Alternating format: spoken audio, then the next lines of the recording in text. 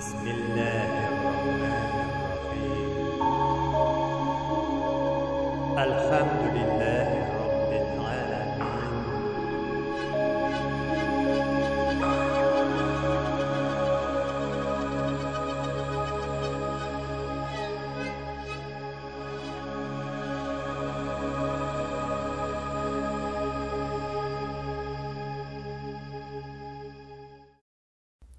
Assalamu alaikum wa rahmatullahi wa barakatuh, muhtaram musulman qardaşlar. Соңгы вакытта шундый бер нәрсәгә игътибар иттем.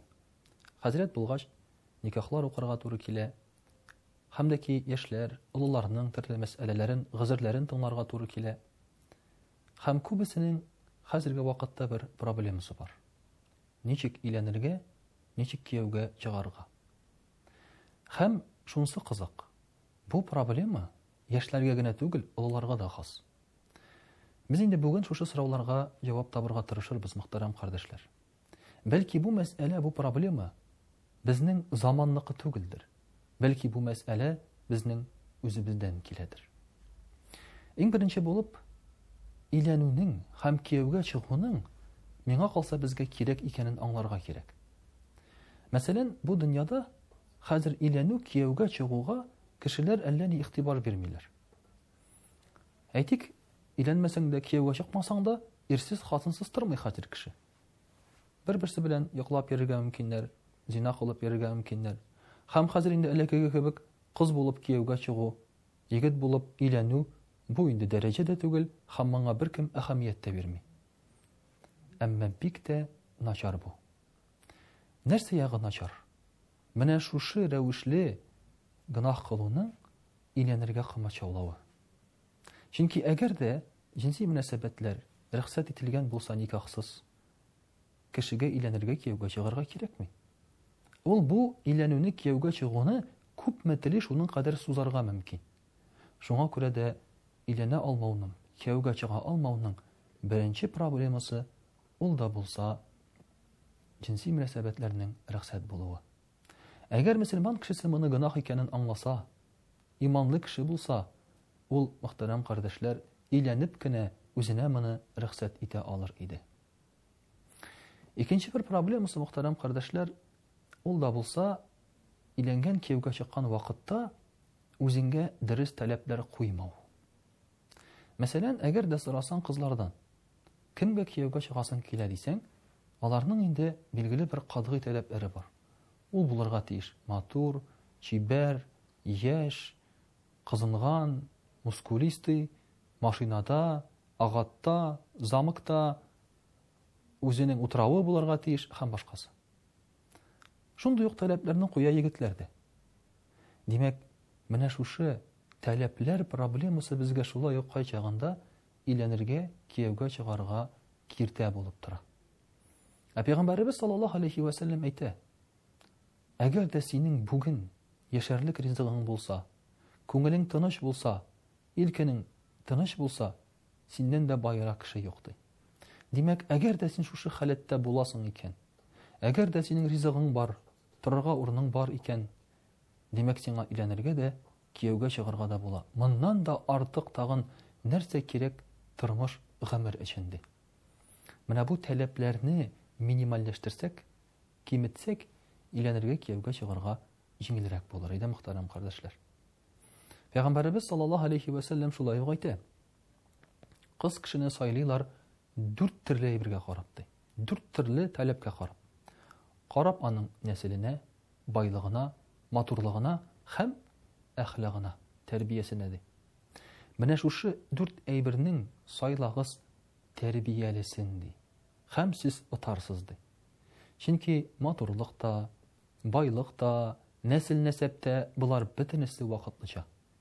Һәм минем күз алдымда шундый яшьләр. Кызның матурлыгына карап өйләнәләр, аннан соң башлана проблемалар. Кычкырышулар, талашулар, көнләшүләр, хыянат итүләр.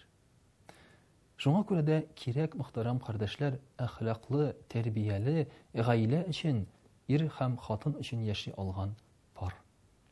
Менә бу безнең өчен шулай ук, мөхтәрәм кардәшләр, таләпләребезнең бер мөһим өлеше дип әйтсәң дә була. Мал, байлык әлбәттә кирәк. Әмма мал байлыкның күпме сиңа кирәген, җитәчәген аңларга тиешсең. Әлеге дә баягы тырлык урының булса, ашарлык ризык булса, киярлек киемең булса, менә бу яшәр өчен җитә. Пәйгамбәрбез саллаллаһу алейһи ва сәллям әйтә, бер кешегә җиткән ризык 2 кешегә җитә ди. 2 кешегә җиткән ризык 4 кешегә җитә ди. Димәк, иләнергә мөхтәрәм кардәшләр, монда мал ягыннан шулай ук киртә юк. Әдәпле бер кыз, әдәпле бер егетне табасың, үзеңнең карыйсың шулай бит. Ризыгыңа Аллаһка шөкер, үземне туендыра алам, тагын бер кешегә җитә. Димәк, иләнергә мөмкин. Мөхтәрәм кардәшләр, безнең шулай иләнергә яки кияүгә чыгарга бар тагын бер өченче проблема. Ул да булса, кешегә хезмәт итәргә теләмәү. Шулай минем бер хатын-кыздан сораганым бар. 50 яшьлек хатын-кыз инде ул, 50-дән әзрәк артыграк, аерылган. Нишләп кияүгә чыкмыйсыз дигәч, ул әйтә, мин нәрсәгә ди, аның иске күлмәкләрен юып ятарга ди, аңа ашарга пешерергә ди. Милай үзем өчен үзем яшим, бик рәхәт миңа ди. Ирләр дә шулай ук. Нишләп иләнмисең дисәң, хәзерге хатын-кызларга акча күп кирәк, көн-төн эшләргә кирәк, алып кайтарга кирәк, табарга кирәк, миңа булай рәхәтрәк ди. Күрәбез ки, мөхтәрәм кардәшләр, кеше үзе турында уйлый башлады. Эгоизм. Бәлки моңа гаепледер тормышыбызның әйбәт, рәхәт чаклары да. Хәзер бит тырышып, тырмашып, сукалап, ипи үстерәсе юк. Бардың, сатып алдың шулай бит. Тормышның хәзер үзеңгә генә алып барырга була. Элек булай булмый иде. Элек кирәк иде, һәр вакыт синең яныңда берәр кеше. Ат сукалаганда да ат башын тотып торырга кеше кирәк иде. Хәзер кирәкми. Бәлки шул да сәбәптер. Ләкин инде аның төп сәбәбе кешенең эгоизм белән авыруы. Ягъни ул үзен генә яратуы, үзен генә уйлавы. Кешегә, башка кешегә рәхәтлек, бәхет китерергә теләмәве. Менә шулай итеп, мөхтәрәм кардәшләр, күреп киткәнебезчә, менә бу проблемалар безгә иләнергә яки кияүгә чыгарга кылмачаулый. Ләкин төп проблема тәрбиядә. Тәрбиядә ята. Мәсәлән, Пәйгамбәрбез саллаллаһу алейһи ва сәллям әйтә, әти-әни балага ди, бирергә тиеш 3 әйберне ди. Матур исем, дөрес тирән гыйлем һәм аларны иләндерергә яки кияүгә бирергә ди. Димәк, баланы иләндерергә, кияүгә бирергә тиеш әти-әни. Күп очракта әти-әни безнең булар турында уйламыйлар да. Бала җинси яктан өлгерә икән, ягъни аның җинси яктан өлгерүе килеп җиткән икән, бетте. Күз кылак булып тор. Бу бала иләнергә, кияүгә чыгарга әзер һәм ул моны эзләп йөри. Шуңа күрә дә алар иләнергә, кияүгә чыгу турында уйламыйча, моның нәрсә икәнен белмиләр. Әти-әни аңлатмый аларга. Алар менә шушы җинси мөнәсәбәткә керә башлыйлар. Зина кыла башлыйлар. Һәм инде мөхтәрәм кардәшләр, кайтара алмаслык хаталар кылынырга мөмкин. Шуңа күрә мәктәп елларыннан ук хәзерге балалар бузылып үсәргә мөмкиннәр. Чөнки әти-әни аларны бала дип уйлый. Аларга балага караган кебек карый, кашыктан ашата, әмма алар инде иләндер, кияүгә чыгар өчен өлгергән булалар. Бу яшьтә аларны кияүгә бирегез дигән сүз түгел бу. Ләкин бу яшьтән иләнү, кияүгә чыгу турында, аларны ир һәм хатын итеп тәрбияләү турында сүз алып барабыз, мөхтәрәм кардәшләр.